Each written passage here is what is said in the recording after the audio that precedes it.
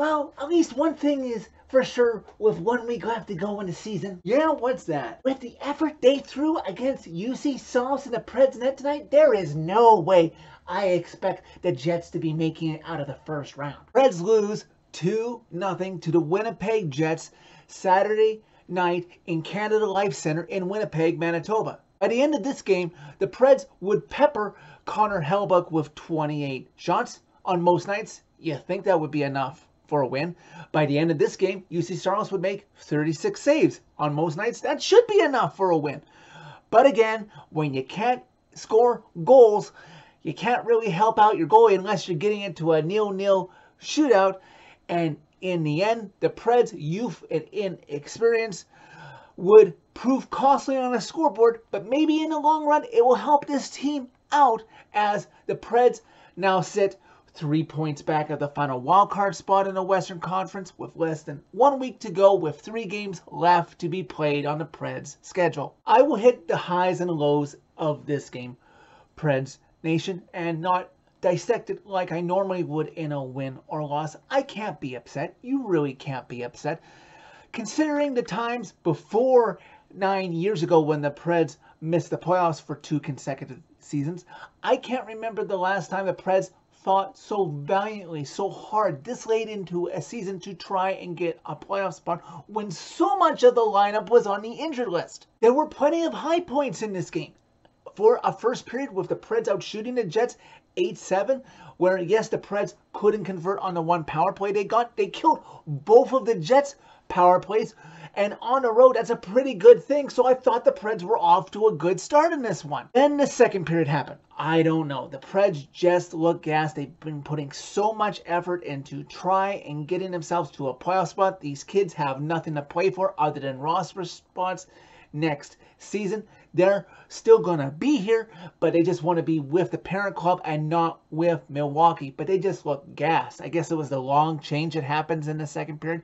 Being outshot 20-5, there's only so much UC Soros can do to try and have that brick wall going in the Preds net. And of course, in a do or die game like this one, with the Preds just utterly exhausted, you had Cal Foote and Spencer Stastny, who were on the ice for I think about 2.5 minutes without a change. They're exhausted and gutted, and UC Soros can only do so much as Josh Morrissey just goes for a stroll, cycles, and gets a shot off. Of course, it's a landmark goal for him for the season, his 40th goal, and the Jets finally, with under 5 minutes left to go in the second period, have a 1-0 lead. Fortunately, in the third period, it would take until after Pionk makes it 2-0 Jets less than 90 seconds into the third period, putting the Preds in a hole now where the Preds would finally wake themselves up and actually get some decent shots. Cody Glass would have a chance in the latter half of the third period, but he hits the crossbar. And there's Sherwood and Luke Evangelista, who both can't beat Connor Hellebuyck in net. Connor Hellebuyck is one hell of a goalie, and I would be very thankful, as I'm sure many Preds Nation members would be, if somehow Connor Hellebuyck is not on a Jets roster next season, because there is rumors about changeover coming to their roster. Send him to the Eastern Conference. Despite the Preds outshooting the Jets 15-11, I guess for pride's sake that the Preds didn't allow an empty net goal in this one, and the clock finally ticks down. The Preds, a valiant effort, but it may be getting close to waving the white flag if things don't go well for this team come Monday. And in this one, the Preds, after 60 minutes, lost 2-0. Preds should be proud of themselves for how they handled this week. I am, as a member of this fan base since day one, and I know many in the fan base have. It's been quite pleasant on Preds social media on Facebook and Twitter this week. After getting smoked in Dallas on Monday, this team could have just packed it up the remaining part of the schedule and just laid down and died. But they went back home, they were resilient, and they didn't let a Vegas team come into Nashville and push the Preds around.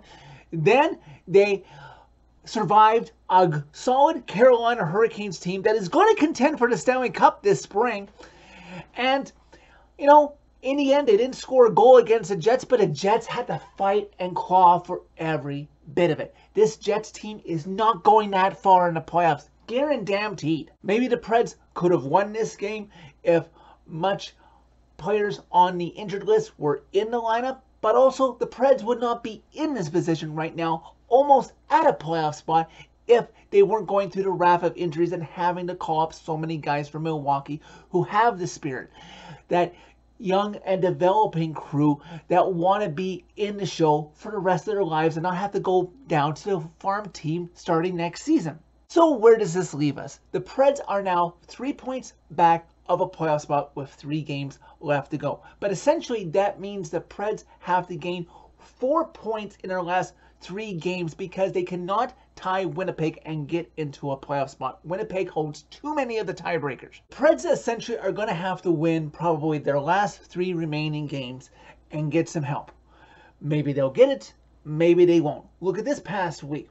When we thought they were out, they got help by Winnipeg and Calgary shooting themselves in the foot all week up until tonight when Winnipeg thought, oh yes, okay, let's take care of Nashville finally.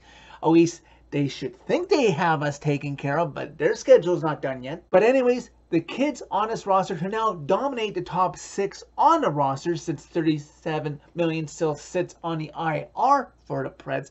These kids should keep their heads up high as they fly to Calgary for their resiliency that hopefully you think should translate well at the start of next season. So that's it for this video. Thank you very much for watching. As always, click a like if you like this video. Click subscribe if you really like it. You can find my social media by clicking on the channel name. Tell all your friends about Redemption. 3 games left to go in this season.